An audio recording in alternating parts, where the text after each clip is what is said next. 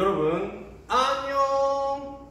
자, 역사를 밥벌이 하는 쌀쌤입니다. 자, 복장이 같죠? 아마 내일 수업에 지금 촬영을 지금 오늘 하고 있는데 아마 오늘 여기서 3시간을 다 찍고 갈 예정입니다. 그래서 지금 두 번째 촬영 중이고요. 지금 배울 수업은요, 이제 선조의 시대가 막을 내리고요. 이제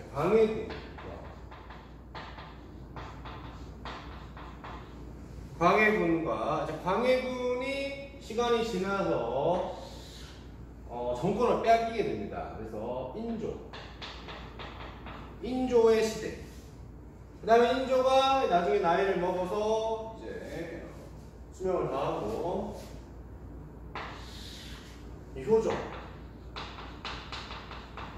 효종의 시대에 조선에 무슨 일이 벌어졌는지를 한번 보도록 합시다. 아마 중요도로 따지면은 광해군이 제일 중요하지만 역사적으로 굉장히 많은 이제 일들이 일어나는 상황이기 때문에 이 흐름 속에서 여러분들이 역사적 사실을 같이 이제 보셔야 된다라고 보면 되는데요. 자, 광해군은요, 일단 첫 번째로 뭘 하냐면요, 전후 복구 사업을 합니다. 전쟁을 이제 자그마치 7년이나 했습니다. 그죠? 그래서 우리 앞 시간에 배웠겠지만 굉장히 많은 피해를 입었다라고 나와 있죠. 물론 이제 이때 일본과 이제 기후약조라고 해가지고 이제 에도 막부와 우리 조선이 이제 뭐 화약을 맺긴 했지만 입었던 피해를 이제 원상복구할 수는 없기 때문에 우리가 이제 이것들을 이제 피해를 이제 없애려는 노력을 했다, 이렇게 보시면 됩니다. 자, 첫 번째로는 이제 대장과 이제 뭘 하냐, 호족을 정리합니다. 우리가 앞에 시간에 배웠겠지만 이런 것들이 파괴가 되면서 세금을 낼 수 있는 근거가 없어졌다라고 했던 거 기억나십니까? 그래서 국가가 막상 돈은 없고 세금은 받을 수 없고, 그래서 이 노비들을 꼬시죠. 살살 공명첩이라는 것을 만들어서 너네들이 이 돈을 국가에 내면은 내가 너네들의 신분을 업 시켜줄게 라고 했던 걸 만들었던 거 기억나십니까? 약간 비정상적인 방법이잖아요. 그래서 이 광해군은 요걸 이제 정상적인 방법으로 국가의 이제 기틀을 다시 한번 마련하려는 노력을 했다라는 것을 보시고요. 자, 두 번째는요, 뭐 당연한 거겠지만은 수리를 하고, 그 다음에 여기 보면 알아야 되는 게 이제 동의보감이 나옵니다.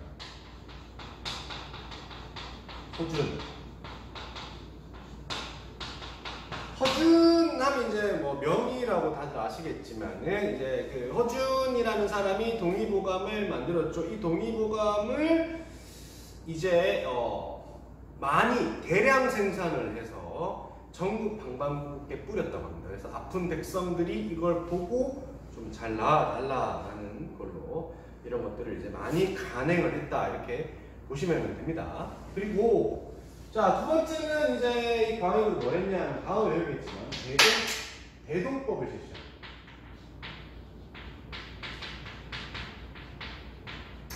요거는 다음 시간에, 다음에 나중에 이제 세금제도 할 때 설명을 하겠지만요. 이건 이제 그 공납이라는 게 있는데 폐단을 정리하는 겁니다.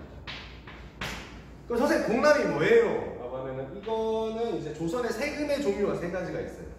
하나는 이제 전세, 두 번째가 공납, 세 번째가 역, 세 가지가 있어요. 전세는 그냥 일반적인 세금, 땅의 크기에 맞게 세금을 내는 거. 그 다음에 공납은 특산물이라고 생각을 하면 됩니다. 특산물. 그 고장에 나는 특산물을 국가가 받는 거죠. 아무래도 이때는 화폐 경제, 즉 돈이 발달한 시대가 아니었기 때문에 물물교환이 활성화되어 있기 때문에요. 지금과 대한민국에서는 우리가 세금을 이제 돈으로 내잖아요. 그럼 그 세금의 일부분이 대통령이 가죠. 대통령이 그 월급을 받잖아. 그 월급을 가지고 대통령이 뭐 김치찌개도 사 드시고 막걸리도 사 드시고 하면 되는데, 자, 이 대동법 때 왕은요, 돈으로 받는 게 아니라 대부분 식량으로 받았단 말입니다. 그러면은 어떻게 해요? 그 식량을 가지고 뭐 전복도 사 먹어야 되고 이래야 되는데, 그러기보다는 그 지역의 유명한 특산물을 차라리 보내라 이렇게 되는 거죠. 그러니까 약간 좀 원시적인 방법이라고 봅니다. 이게 이제 화폐 경제, 즉 돈의 가치가 그렇게 뛰어나지 않았던 시대였기 때문에 이런 것들을 썼는데, 이게 이제 문제가 많이 발생을 한다라는 거죠. 그래서 문제를 해결하기 위해서 광해군이 대도법을 실시했는데, 이 반대가 엄청나다고 합니다. 반대. 대동법의 반대가 이제 굉장히 심했다고 합니다. 그 신하들. 왜냐하면 이 대동법은 나중에 알겠지만 그 땅이 많은 사람한테 세금을 많이 내게 하고, 어느 정도냐면 전세는 이제 1결당 4예요. 4두. 쌀의 양을 4두 낸다. 정확하게 뭔지 모르겠지만 4두라고 하는데, 공납이 없어지면서 대도법이 실시되면은 1결당 12두를 내는 거예요. 그러니까 땅 없는 사람은 세금을 낼 필요가 없는 거지. 이제 땅이 없는 사람은 아예 낼 세금이 없는 거고, 땅 있는 사람은 엄청나게 늘어나게 되는 거예요. 그렇기 때문에 주로 이제 관리들이 돈이 많을 거 아닙니까? 땅이 많겠죠. 이런 사람들이 굉장히 반대가 심해진 상황이 됩니다.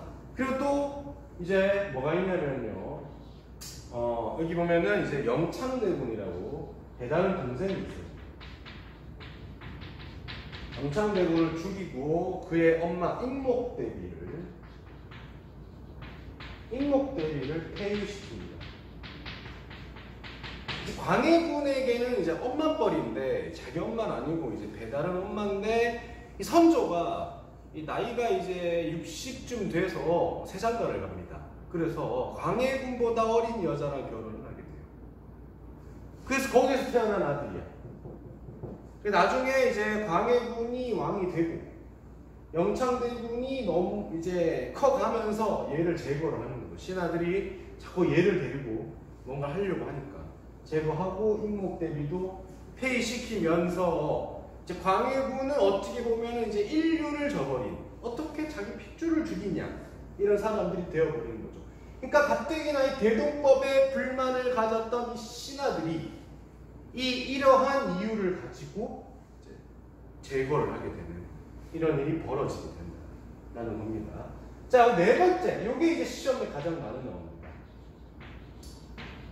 영화에도 나오는데요. 유튜브에 찾아보세요. 광해 명장면이라고 해서 나오는데, 여기 이제 뭐냐면요, 중립외교라는 걸 합니다. 이게 뭐냐면 그때 당시에 중국의 상황이 아까 말했지만 명나라는 지는 해. 근데 만주족은 이제 점점 뜨고 있어요. 그래서 나라 이름이 후금입니다. 후금. 이런 상황인데 이 둘이 지금 갈등 관계가 있는 거예요. 근데 어느 날 명나라가 우리 조선한테 원군을 요청합니다. 생각을 해보세요. 그 큰 명나라가 이 만주족이랑 싸워서 지금 벅차가지고 원군을 요청했다라는 건 이미 맛이 갔다라고 보면 되죠. 냉정하지만 생각을 해보세요. 만약에 예를 들어서 미국이 멕시코랑 싸워. 근데 그 미국이 멕시코랑 싸워서 지금 막 너무 힘들어. 그래서 우리나라한테 원군을 요청해. 그러니까 미국은 맛이 간 거지. 아니야? 맞잖아. 그렇잖아. 그럼 우리가 어디 편을 들어야 되냐는 거지. 미국과의 의리를 지켜야 되나, 아니면은 새로운 강자인 멕시코한테 붙어야 되나, 이런 이제 일이 생긴다는 거죠. 근데 이때 이제 수많은 신하들이 명나라의 의리를 지켜야 된다라고 했지만 광해군은 아니다. 냉정하게 생각을 해봐야 돼. 명나라 망하고 후금이 그 중앙을 장악하면 우리나라는 국경선을 접하고 있는 금과의 관계가 깨지면 굉장히 심각한 상황이 올 수도 있다. 이렇게 하면서 중립외교, 서로 잘하는 이런 일이 벌어집니다. 그때 이제 원군 요청이 벌어지게 되는 거죠. 교과서에 174페이지에 밑줄 칩니다. 무슨 일이 벌어지냐면 강옥립 투항 사건이 벌어집니다. 강옥립 투항. 이게 무슨 말이냐 이런 겁니다. 그 명나라가 원군을 요청해요. 도와주세요. 근데 우리가 이 명나라의 원군을 안 들어줄 수는 없어요. 왜냐하면 그 명나라가 우리나라가 힘들 때 임진왜란때 도와줬기 때문에 안 들어줄 수는 없잖아요. 그래서 우리가 이제 병력을 보냅니다. 근데 강옥립을 임금이 따로 불러요. 불러서 뭐라고 하냐면, 야, 딱 보고, 와, 이거 뭐 상대도 안 될 것 같아. 그럼 싸우지 말고 무조건 항복해.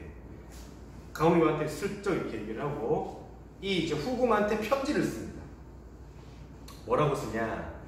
내가 명나라가 원군을 요청해서 보내는데 알잖아. 명나라가 하란 무리 해야 되는 거. 나 너네들 불만 없고 우리는 너랑 싸우기 싫어. 그러니까 내가 홍립이한테 얘기해놨으니까 적절한 타이밍에 항복할 거니까 그거 받아줘. 그래서 후금이 나중에 답장이 왔어요. 너 니네 마음 이해해? 난 너에 대한 그 악감정이 없어. 이렇게 끝나는 거예요. 이해가 되시죠? 그래서 강옥립은 이제 정해져 있는 시나리오에 의해서 항복을 하고 우리는 이제 그 상황에서 후금과의 관계가 나빠지지 않았던 것을 택했다라는 거죠. 근데 또 이게 알려지고 나서 수많은 신하들이 막 길길이 날뛰는 겁니다. 어떻게 우리가 명나라와의 그런 4대 그 명분을 저버릴 수가 있느냐 하면서 난리가 나게 되는 상황에서 이 3번 영창대군을 죽이고 임목대비를 폐위했다는 이유로 신하들의 반란을 겪게 되죠. 그래서 인조로 왕이 교체가 됩니다. 인조 반정이 되는 거죠. 그래서 우리가 이제 조선 역사상 군이 2명 있는데 연산군과 광해군이 있잖아요. 근데 선생님 앞에 연산군은 진짜 또라이라고 얘기했잖아요. 그죠? 근데 광해군은 좀 안타까운 능력 있는 왕이었다라고 세간의 평가를 받고 있습니다. 둘 간의 차이점이 있다라는 것을 잘 보시고요. 아무튼 왕이 바뀝니다. 자, 정권이 교체가 됐기 때문에 여러분 기존에 했던 사업을 이어가지는 않을 겁니다. 특히 이제 그 중립외교를 안 하죠. 뭐라면 친명 배금 정책을 해요.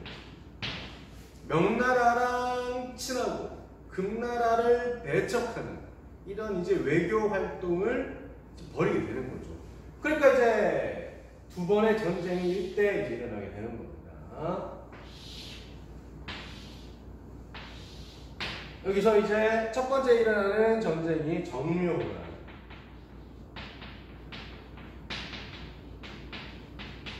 두 번째 일어나는 전쟁이 그 유명한 병자호란입니다. 얘들아, 이 병자호란이요 얼마나 큰 전쟁이냐면 이때 입었던 피해가 임진왜란 때 입었던 피해보다 더 많았다라고 합니다. 그러니까 7년 전쟁 임진왜란 때보다 이 병자호란 때 입었던 피해가 더 많았다라는 거는 이 중국 그냥 하여튼 뭐 그런 거죠. 그렇습니다. 자, 일단은 그렇고, 자, 이게 왜 일어났냐? 한번 알겠지만은, 정묘호란은 이제 후금이 형제 관계를 요구합니다. 근데 병자호란은요, 후금에서 나라 이름을 바꾸는데, 청이라는 이름으로 바꾸고, 형제 관계에서 좀 더 업된 군신 관계를 요구합니다. 근데 우리 조선은 호기롭게 예상했던 대로 개무시하죠. 오랑캐한테 우리가 어떻게 형님이라고 부르냐, 임금이라고 부르냐. 고려 때랑 별 다를 바가 없지. 근데 고려는 차라리 이자겸이 하자라고 했는데 조선은 안 해요. 그래서 얘네들이 쳐들어와. 이때는 어떻게 하냐면 광화도로 피난을 합니다. 제2의 수도죠. 임금이 도망가는 거. 그래서 피난에 성공을 했고 이 여진족은 이제 바다 싸움에 능하지 않기 때문에 전쟁이 장기화되면서 유야무야 돌아갑니다. 국경을 오래 자기 수도를 오래 비울 수도 없고 이런 상황에서 이 요구를 했는데 이거를 거절을 하죠. 근데 이때 이제 강화도 피난에 실패를 합니다. 왜냐하면 이 청나라의 군대가 머리를 써서 진짜로 빨리 와가지고 강화도 테러를 차단해버립니다. 이 왕이 강화도로 섬에 못 도망가게. 그래서 어디로 튀냐면 이제 명화에 나왔었죠. 남한 산성으로 피난을 가게 되고 이때 이제 두 개의 파로 갈라집니다. 항복을 하자. 아니면은 끝까지 싸우자. 그래서 이 끝까지 싸우자를 이제 척화파라고 하고 항복하자 주화파라고 하는데 그 영화 배우 김윤석 배우가 이 척화, 이병헌 배우가 주화파라고 해서 연기를 했던 게 기억이 나네요. 그래서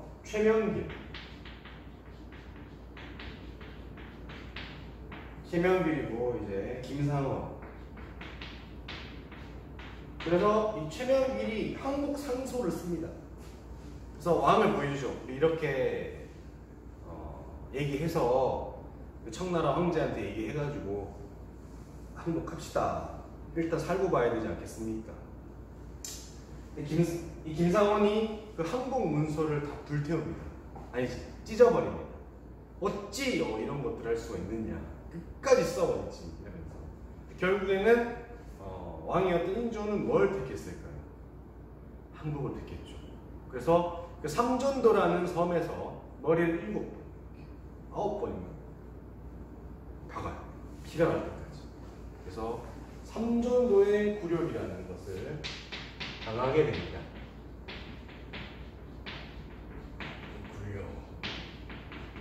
요거는 이제 유튜브에 관련 영상이 많으니까요. 관심이 있으면은 한번 찾아보시면 되고 남한산성이라는 영화를 보시면은 잘 나와 있으니까 참고하시면은 될 것 같아요. 아무튼 간에 광해군 때는 그 뭐죠? 그 중리배교를 해서 사이가 나쁘지 않았는데 이게 인조반정으로 왕이 바뀌고 나서 바로 전쟁이 2번이나 일어나고 그리고 그 전쟁에 의해서 굉장히 많은 백성들이 피해를 봤다. 특히 이제 175페이지의 맨 밑에 밑줄을 치는데 수많은 여자들이 공료로 끌려갔다. 굉장히 많은 피해를 입었다. 그러니까는 외교 정책을 어떻게 하느냐에 따라서 나라가 탄탄대도를 갈 수도 있지만은 폭망할 수도 있다는 것을 보여주는 일련의 사례입니다. 우리나라도요, 박근혜 정부 때 그 미국과 중국의 중간에서 어떻게 해야 되지? 라고 하는 사례가 있었어요. 사드라는 게 있는데 미국에서는 설치해라, 중국에서는 안 된다. 근데 어쩔 수 없이 우리가 미국 말을 듣고 사드 설치하니까 중국에서 막 무역 보복을 하고 막 이런 일이 벌어졌었거든요. 그래서 외교를 어떻게 해야 되느냐가 참 어려운 문제다. 하지만 우리가 어떠한 일이 있어서도 그 실리적인 태도를 취하는 게 중요하다라는 것을 볼 수가 있습니다. 자, 그리고 이제 176페이지로 갑니다. 왕이 바뀌죠. 자, 보시면은 삼전도의 굴욕을 당했기 때문에 우리가 뭘 해야 됩니까? 복수를 해야 되지 않습니까? 그래서 국벌론이 일어납니다. 그래서 군비를 확장합니다.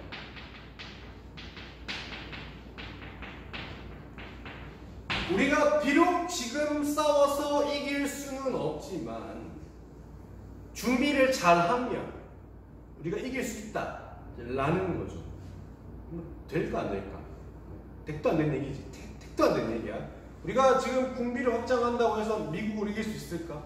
그거랑 비슷한 얘기인데 아무튼 이제 왕으로서는 그런 얘기를 해야 돼. 왜냐면 우리 아빠가 삼존도의 굴욕을 겪었잖아. 난 아들 된 도리로서 아버지의 그 굴욕을 내가 어떻게든지 해결하려는 모습, 액션을 취했다라고 보면 되는데, 실제로는 이 북벌론보다는